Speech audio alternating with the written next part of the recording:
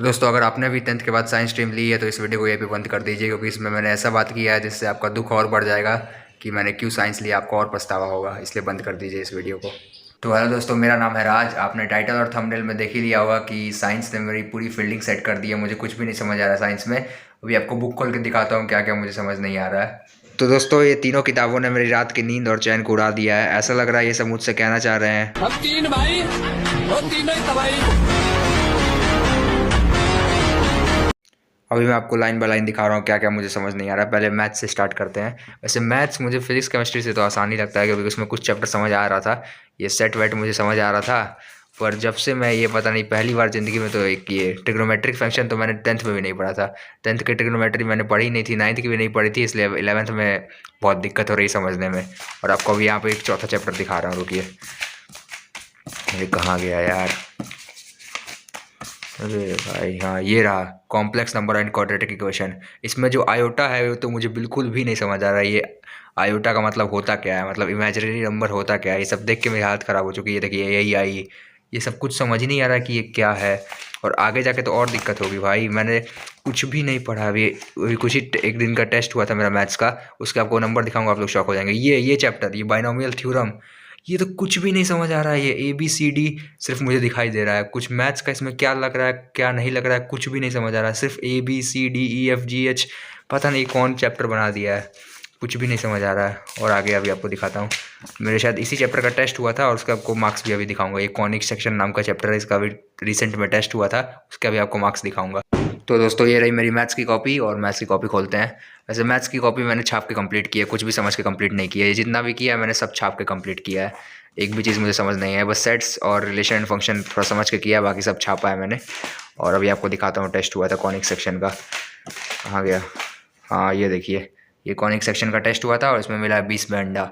क्या हुआ था कि सर ने 5 क्वेश्चन लिखवा दिए थे बोर्ड पे, और मैंने भी 5 क्वेश्चन कॉपी में छाप दिए और आंसर ही नहीं लिखा, और सर ने भी बड़े प्यार से 0 नंबर दे दिया।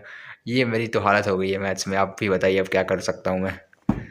और अभी बाप सब्जेक्ट तो बचे ही हैं, केमिस्ट्री और फिजिक्स। इसका तो और कुछ नहीं समझ आता है। केमिस्ट्री में आपको दिखाता हूँ। केमिस्ट्री में तो ऑर्गेनिक केमिस्ट्री तो बिल्कुल भी मैंने नहीं समझ आता। मैंने 10th में भी नहीं पढ़ा था ऑर्गेनिक केमिस्ट्री अच्छे से, और 11th में तो और नहीं समझ आएगा। इतने हार्ड चैप्टर्स हैं। थर्मोडाइनमिक्स, इक्विलिब्रियम, पता नहीं कौन कौन सा चैप्टर है। इसका पार्ट 2 भी है अभी, उसमें तो और दिक्कत होगा। पता नहीं क्या क्या है ये। इसका तो न्यूमेरिकल मैंने एक भी नहीं लगा पाता हूँ। कुछ भी न्यूमेरिकल्स मुझे आता ही नहीं है करने सॉल्व।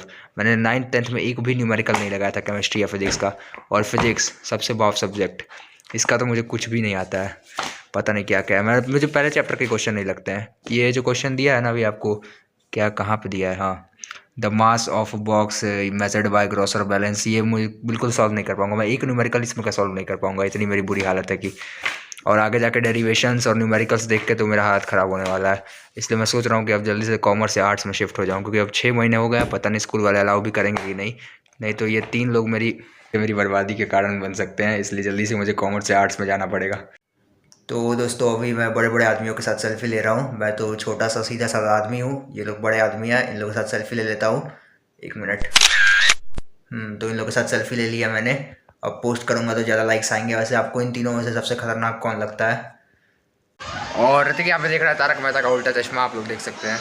और ऋतिक, कुछ साल बाद तुम्हारा भी स्ट्रीम में कन्फ्यूज़न होने वाला है, तो क्या कहना चाहोगे इस पर? कुछ नहीं। 2 साल बाद क्या करोगे? कुछ नहीं। कुछ तो करोगे। अभी तुमको कोई चिंता नहीं है उसकी, 2 साल बाद देखोगे। बोलो। वैसे इस वीडियो को कॉमर्स और आर्ट्स वाले स्टूडेंट देख रहे होंगे तो उन लोग को अपने डिसीजन पे बहुत प्राउड हो रहा होगा कि हमने बहुत सही किया कॉमर्स से आर्ट्स लेके। तो मैं भी यही कहना चाहूँगा कॉमर्स और आर्ट्स वाले भाई और बहनों को कि आप लोगों ने बहुत सही किया कॉमर्स आर्ट्स लेके, क्योंकि जिसमें आपका इंटरेस्ट हो या जितना आपसे हो सके वही स्ट्रीम लेनी चाहिए। अपने औकात के बाहर स्ट्रीम नहीं लेनी चाहिए। मैंने भी जोश जोश में साइंस ले लिया था, अब साइंस कुछ हो ही नहीं रहा है। हर जगह जोश दिखाने की ज़रूरत नहीं होती है। अब मैं सोच रहा हूँ कॉमर्स आर्ट्स में जाऊँ, अब देखते हैं, ट्राई करूँगा। और अगर कोई जूनियर मेरे वीडियो को देख रहा है जो कि 1st to 10th किसी क्लास में आता है, 1st to 10th के बीच में, तो उसको मैं यही एडवाइस देना चाहूँगा, अगर आप लोग 10th के बाद अपनी स्ट्रीम लीजिएगा तो बहुत सोच समझ के लीजिएगा। और अगर साइंस लेना हो तो खास कर 10-20 बार सोचिएगा, एकदम खुद से बैठ के सवाल कीजिएगा, तभी जाके साइंस लीजिएगा, नहीं तो साइंस मत लीजिएगा।